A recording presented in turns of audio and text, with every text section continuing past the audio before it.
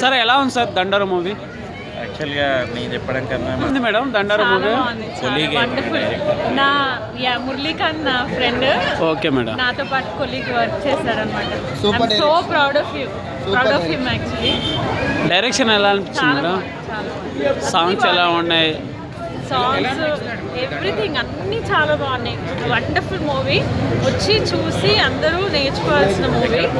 ఎక్కడా బోర్ కొట్టలేదు అసలు మేమైతే ఈవెన్ మాట్లాడుకోవడానికి కూడా ఏదైనా డైలాగ్స్ మిస్ అవుతాయేమో అన్న ఫీల్ కూడా చాలా బాగుంది. శివాజీ క్యారెక్టర్ ఎలా ఉంది? అన్ని powerful characters. Each and every character is a very powerful character. చిన్న క్యారెక్టర్ అని తన సిస్టర్ ఉంటుంది కదా, నందు వాళ్ళ సిస్టర్, శివాజీ వాళ్ళ డాటర్.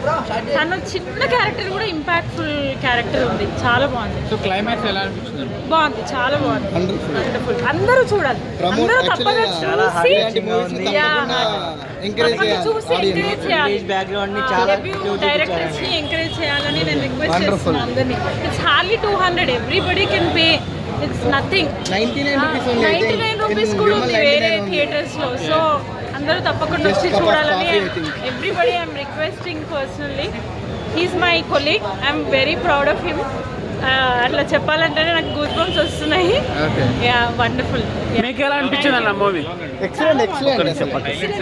అన్న ఇటు మీకు ఎలా అనిపించింది అన్న?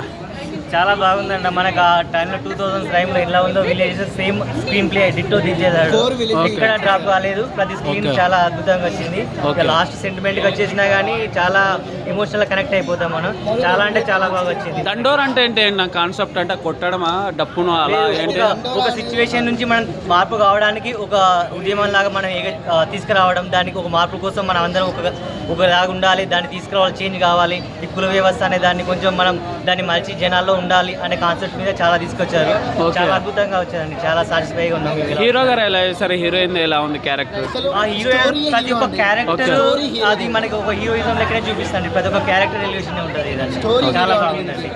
సో చాలా చూడొచ్చు. హీరో రవికృష్ణ అయితే చనిపోయినప్పుడు చాలా అంటే చాలా బాధపడిపోతాం.